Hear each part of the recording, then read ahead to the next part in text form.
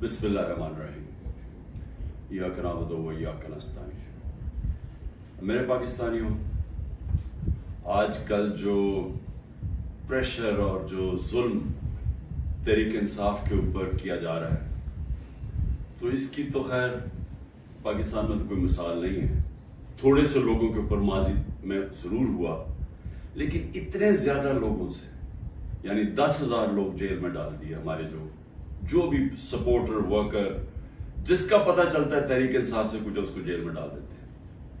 लेकिन सिर्फ यही नहीं किया, इनमें से कईयों पर तशद्दुद किया, और तशद्दुद उन लोगों पे किया जितने वो तहरीक इंसाफ के साथ खड़े हैं और वो कहते हैं कि हम इसको नहीं छोड़ेंगे, उनके ऊपर और ज्यादा हर किस्म का जुल्म भी किया जाता है, तशद्दुद भी किया जाता है। मैंने वीडियोस देखी हैं एजाज चौधरी की, डॉक्टर यास्मीन राशिद, शहरियार अफरीदी, उमर चीमा, मियां महमूद रशीद, ये जब निकलते हैं अदालत के लिए, जब इनको लेके जाते हैं, तो क्योंकि वो स्टेटमेंट देते हैं कि हम खड़े हैं पार्टी के साथ, उनके ऊपर कईयों पे तशद्दुद किया गया। एजाज चौधरी पे किया गया, मियां महमूद रशीद पे किया गया, और फिर हमारे सारी या लीडरशिप जेल में है और या लोग छुपे हुए हैं, और खास तौर पे जो कि टिकट होल्डर्स हैं। अब ये टिकट होल्डर्स के पीछे पड़े हुए हैं कि किसी तरह उनको पीटीआई से दूर करें, और कई कर चुके हैं। कईयों ने कहा जी वही जो हाथ खड़ा करके, जी हम तो पाकिस्तानी फौज के साथ हैं, हम तो 8-9 मई को बड़ी उसकी मजम्मत करते हैं और हम पार्टी छोड़ रहे हैं, सब कुछ माफ हो जाता है उनका। उनमें से ऐसे भी हैं जो कि अब लॉबी कर रहे हैं कि लोगों को किसी तरह पीटीआई के टिकट होल्डर्स को तोड़ के तो कोई एक नया ड्रामा बन रहा है किंग्स पार्टी का, तो उस तरफ लेके जाए, तो वो भी चल रही है गेम। लेकिन जो लोग छुपे हुए हैं, जिनको फिर उनके घरों पे अटैक होता है और घर तोड़े जाते हैं, दरेशक्स पूरी फैमिली है पॉलिटिकल, उनके इन्होंने जो उनका फार्म हाउस है वो तोड़ दिया, और हमारे उमर यूब के घर में घुस गए। वो अभी आतिफ खान हमारे उसका इस्लामाबाद में घर है, वहां घुस गए, उधर ढूंढ रहे हैं। वो सारे जो छुपे हुए हैं, नौकरों को ले जाते हैं उठा के, और फिर रिश्तेदारों के पास पहुंच जाते हैं, ख्वातीन का धमकी देते हैं कि हम आपकी औरतों को उठा लेंगे। यानी इस लेवल पे पहुंच चुके हैं कि कभी भी कोई तस्वर नहीं कर सकता था कि पाकिस्तान की सियासत में हम इतना गिर जाएंगे कि ये कहा जाएगा कि अच्छा हम तुम्हारी औरतों को, तुम्हारी बच्चियों को, हम उनको नहीं छोड़ेंगे। ये उस एक लेवल तक पहुंच चुके हैं। औरतों को पकड़ के उन्होंने जेलों में डाला। राना सनाउल्लाह की प्रेस कॉन्फ्रेंस आई कि जी कि हम खुद ही कुछ ड्रामा करने लगे हैं रेप का। ये डरे हुए हैं औरतों को निकालते हुए। इनको पता है कि कोई औरत किसी किस्म के इंतशार में मुलव्वस नहीं थी, किसी जलाने में, जो हुआ आर्सन, जो घर जलाए गए हैं, जो 3-4, इनको पता है कोई औरत उस पर नहीं थी। बल्कि इनको पता है कि अक्सरियत स्वाय थोड़े से ज्यादा 100 होंगे, 150 लोग होंगे। इनको पता है बाकी कोई पुरअमन एहतजाज कर रहे थे। और मैं फिर से बता दूं, एक जमहूरियत में आइन हमें हक देता है कि हम पुरअमन एहतजाज कहीं भी कर सकते हैं। अगर जिस तरह मुझे कमांडो एक्शन से उठाया गया फौज ने, तो उसका रिएक्शन किधर जाना था? जिधर मिलिट्री सिंबल्स हैं उसके बाहर एहतजाज होना था ना। उन्होंने और किधर जाना था? अगर पुलिस उठाती तो पुलिस स्टेशन जाते। तो ये कहना कि जी जियो फेंसिंग थे, हमें पता चला आप उस वक्त वहां थे, और उधर से उठा के उनको जेलों में डाला जा रहा है। यानी ऐसा, औरतों को, यानी ऐसा, मैं छोड़े मुसलमान माशरे में, मैं कभी किसी और वो माशरे जिधर औरतों की इतनी इज्जत नहीं होती, वहां मैंने ये कभी नहीं देखा। और एक खातून वकील, उसको उठा लिया 2 दिन पहले, सुबह के 3 बजे उसके घर जाके उसको उठा लिया کہ جی جیو فین سے میں آپ زمان پاک میں اس وقت وہاں تھی، پتا چلا کہ آپ اس ایریا میں تھے، تو یہ کون سا کوئی جرم ہے؟ دیکھیں ابھی بھی مجھے پتا ہے کہ میری سپیریئر جوڈیشری بہت پریشر میں ہے، مجھے پتا ہے کہ ججز کو بھی فون کالز آ رہی ہیں، نامعلوم فون کال کہ ہم یہ کر دیں گے، تمہاری یہ فائل ہے، ہم تمہیں یہ کر دیں گے، تمہاری بچوں کے پہ پہنچ جاتے ہیں۔ یہ مجھے پتا ہے کہ اس وقت جوڈیشری کے اوپر وہ پریشر ہے جو کبھی پہلے نہیں تھا، اور مجھے یہ بھی پتا ہے کہ سارے ملک کے اداروں کو صرف استعمال کیا جا رہا ہے ایک کام سے، کہ کسی طرح تحریک انصاف کو ختم کیا جائے۔ ایف آئی اے کا سارے کام ختم ہے، وہ بھول گئے ہیں کہ شہباز شریف نے 16 ارب روپے کا ایف آئی اے نے اتنا بڑا اوپن اینڈ شٹ اس کا کرپشن کیس پکڑا تھا، مقصود چپراسی والا۔ ایف آئی اے کو پتا ہے کہ 4 وہ گواہ بھی مر چکے ہیں، سب کو ہارٹ اٹیک ہو گیا، ان کو پتا ہے کہ ان کا ایک بڑا زبردست آفیسر ڈاکٹر رضوان وہ بھی ہارٹ اٹیک سے مر چکے، لیکن ایف آئی اے کو کوئی اور کام نہیں۔ تحریک انصاف کے اوپر کیسے کیسز ڈھونڈنے ہیں اور کیسے ان کے لوگوں کے اوپر انتقامی کارروائی کرنی ہے۔ نیب کا کام اب یہ ہو گیا ہے، جب سے وہ ان کے پچھلے نیب کے چیئرمین جنہوں نے کہا کہ میں یہ غلط کام کرنے کے لیے نہیں تیار ہوں، ریزائن کیا، اور سنا نیب نے اس کو سٹینڈنگ اوویشن دی جب وہ جا رہا تھا، اس کی جگہ جس آدمی کو لے کے آئے ہیں، اس کا بھی کام ہے کہ نیب کو استعمال کرو، کسی طرح تحریک انصاف کو ختم کرو، ان کے اوپر کیسز کرو۔ پولیس، یہ پہلی دفعہ ہوا ہے کہ میں نے اپنے جو ہمیں خبریں آئی ہیں جیلوں سے بھی، ہمارے جو لوگ جن کا واسطہ پڑا پولیس سے، یہ پہلی دفعہ میں نے سنا ہے کہ انہوں نے یہ کہا کہ اکثریت پولیس بالکل خوش نہیں ہے جو ان سے کروایا جا رہا ہے۔ اکثریت، جو پولیس کی اکثریت ہے، وہ سمجھتے ہیں کہ بہت بڑا یہ ظلم کیا جا رہا ہے، اندر گلو بٹ انہوں نے گھسائے ہوئے ہیں، اور پیچھے سے نامعلوم افراد کا پریشر آتا ہے، ان کی وجہ سے یہ کام کر رہے ہیں۔ تو اس کا مطلب پولیس جس کا کام اس ملک میں مجرموں کے پیچھے جانا، وہ سب کچھ بھول چکے ہیں، ان کا صرف 1 پوائنٹ ایجنڈا ہے، نیچے تھانے لیول کے اوپر کوئی تحریک انصاف کا ملے، نچلے لیول پہ آپ اگر وہ کوئی کسی کی سمپتھی بھی ہے تحریک انصاف سے، ان کو کسی طرح ہٹایا جائے، اس لیول پہ پہنچے ہوئے۔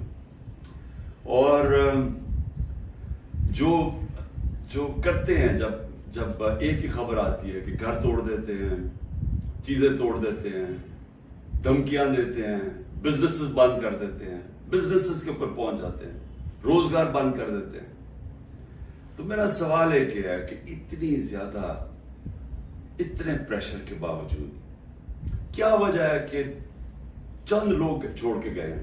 ہمارے ٹکٹ ہولڈرز پنجاب میں دیکھ لیں، کتنے لوگ چھوڑ کے گئے؟ یعنی اس طرح کا ظلم جو کبھی ہوا نہیں ہے، کیوں نہیں چھوڑ کے جا رہے لوگ؟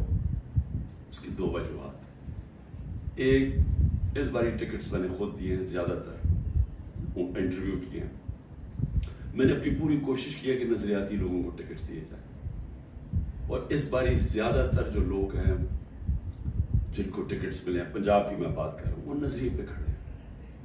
لیکن دوسرا ایک اور بھی فیکٹر ہے، میں نے ایک کا مجھے میسج آئی کہ میرے اوپر بہت پریشر ہے، انہوں نے میری بزنس بند کر دی ہیں، انہوں نے اب فیملی کے اوپر آ گئے ہیں، پتہ ہے جی آپ کی بیٹی کی یہ ادھر شادی ہوئی ہے، اس کے اوپر اس کو بھی تنگ کرنے پہ آ گئے، تو جی میرے پہ بہت پریشر ہے۔ تو میں نے کہا پھر چھوڑ دو، میں نے کہا یعنی تمہاری اگر برداشت سے باہر ہے تو چھوڑ دو۔ وہ کہتا ہے جی اگر میں نے چھوڑا، مجھے سارا جو میرا علاقہ ہے، انہوں نے کہا اگر تم نے پی ٹی آئی کو چھوڑا تمہیں ووٹ ہی نہیں دیں گے۔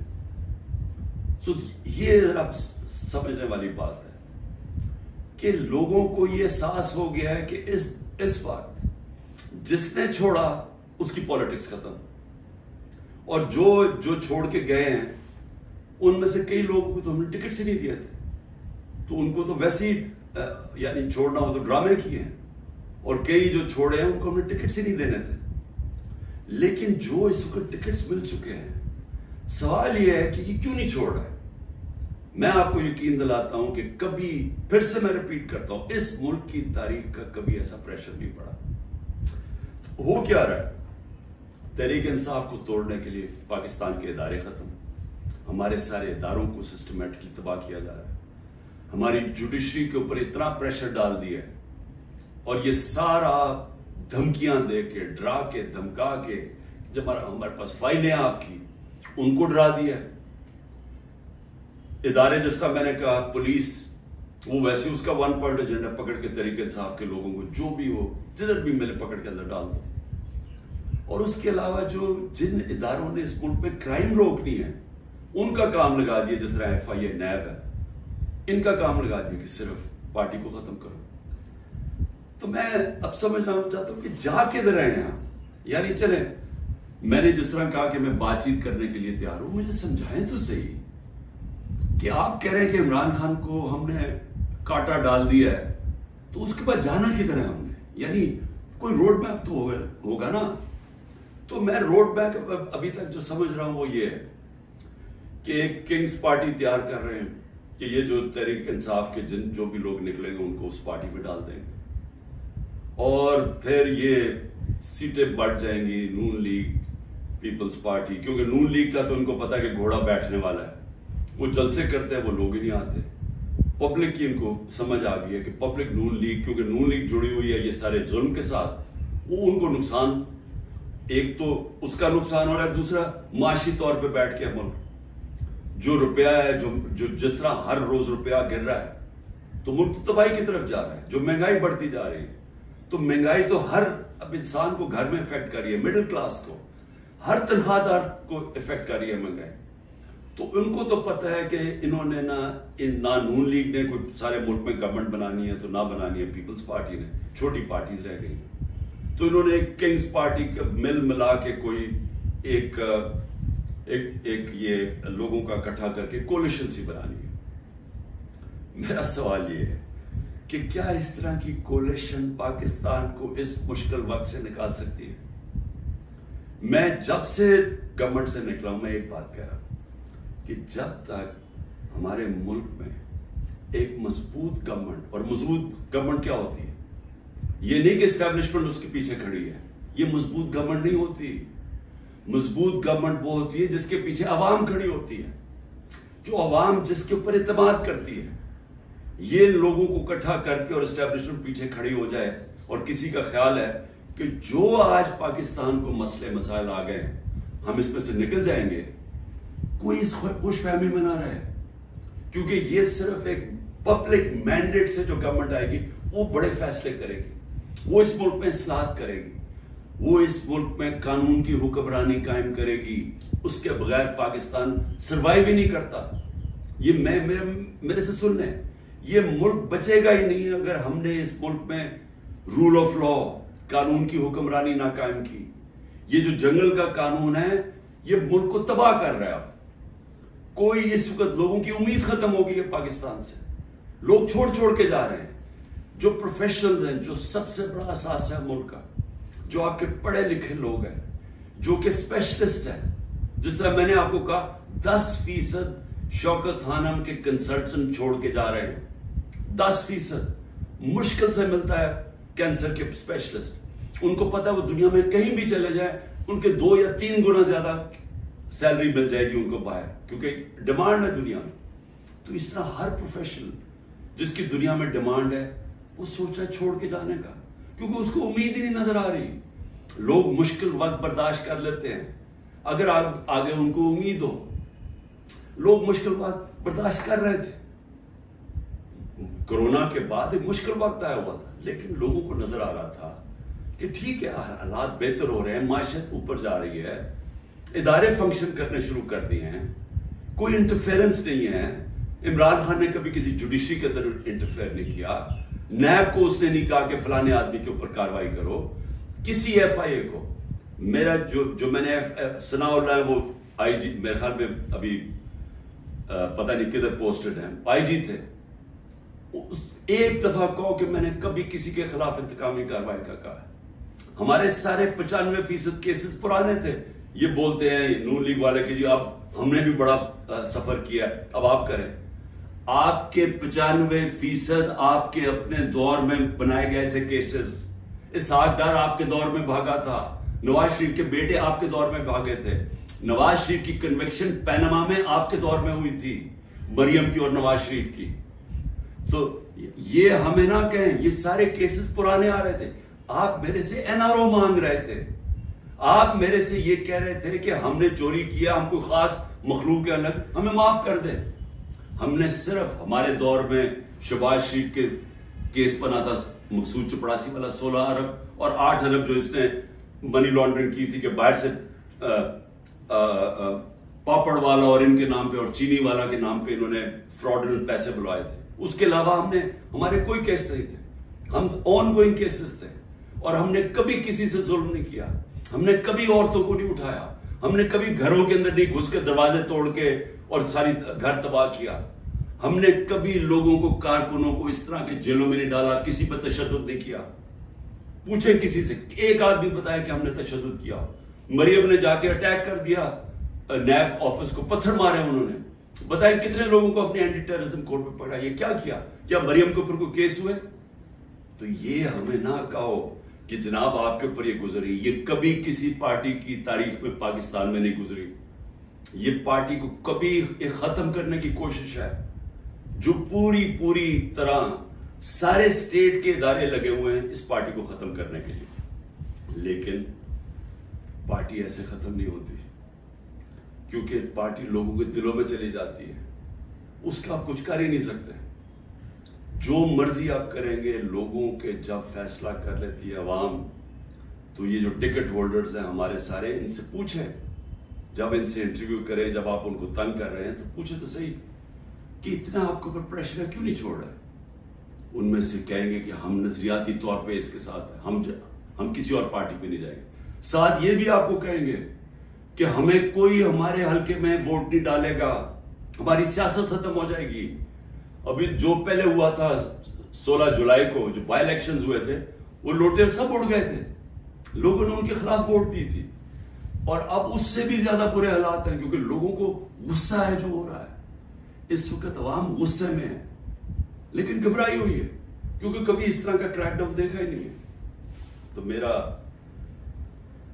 آخر میں اپنی عوام کو پیغام ہے، کیونکہ مجھے پتہ ہے بڑا مشکل ہے، اور آپ گھبرائے ہوئے ہیں، آپ میں خوف پیدا کیا گیا. یہ جو باہر نکل کے کوئی تحریک انصاف کا نام سنتا اس کو جیل میں ڈال دیتے. لیکن بھئی آپ اپنی قوم سے یہ کہتے ہیں کہ میں آپ کے سامنے بیٹھا ہوں، اگر کسی کو سب سے زیادہ خطرہ ہے وہ مجھے خطرہ ہے، جان کو تو میری خطرہ ہے. انہوں نے یہ کیا، دو میرے اوپر اٹیک،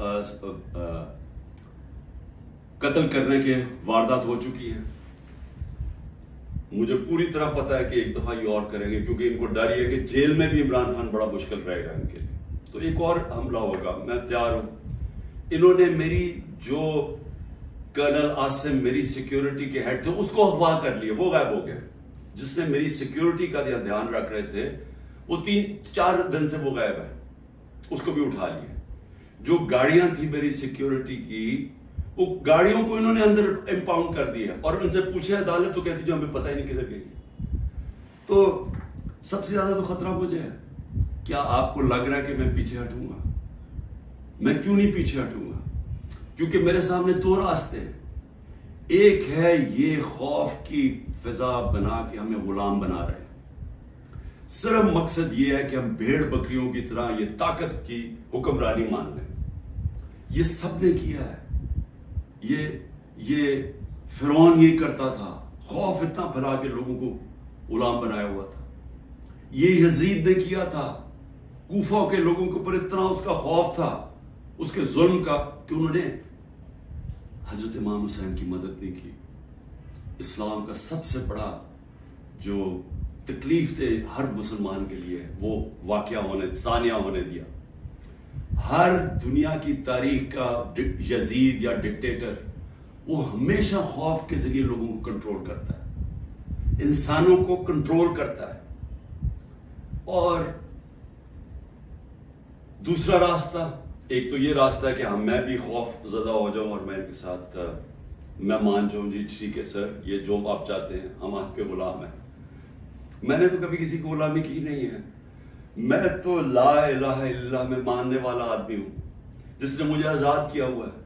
میں تو ایک آزاد انسان ہوں. میرے لیے تو غلامی سے بہتر موت ہے.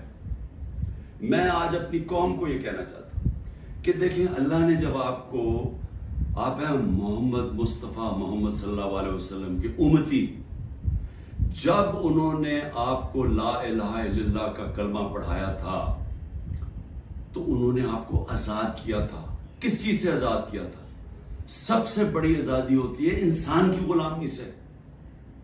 یہ جو فرعون کی غلامی تھی، یہ ساری جو قرآن کے اندر نمرود، فرعون، ان کا کیا بتایا ہوا ہے؟ انسانوں کو غلام بنانے تھے.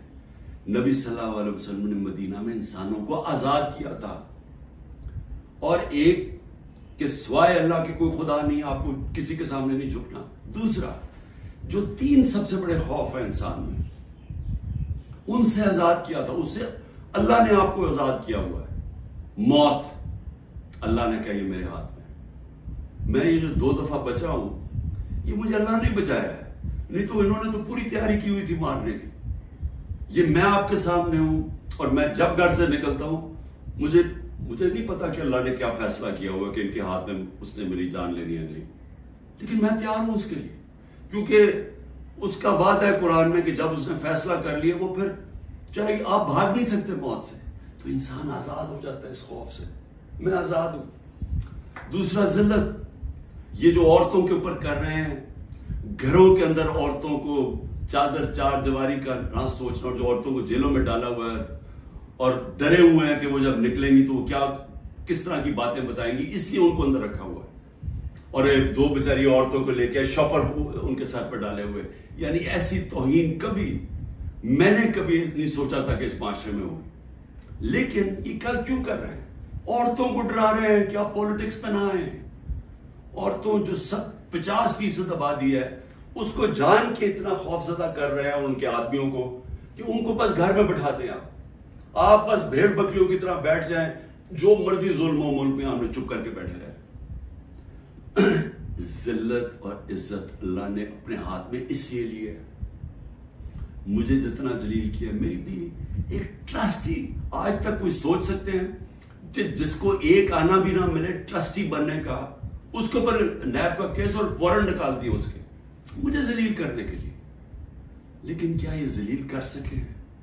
ہر روز وہ جی عمران خان غدار ہے، وہ کھڑے ہو کے لوگ کہتے ہیں، کیا میں ذلیل ہو جاؤں گا؟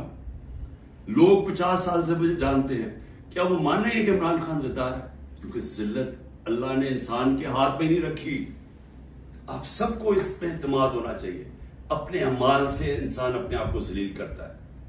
اللہ کبھی اس آدمی کو ذلیل نہیں ہونے دیتا جس کو دوسرا آدمی بدنیتی سے دوسرے انسان ذلیل کرے. یہ دنیا کی تاریخ ہے. نہیں تو ہر طاقتور آدمی عزت دار ہوتا اور ہر بیچارہ کمزور ذلیل ہوتا.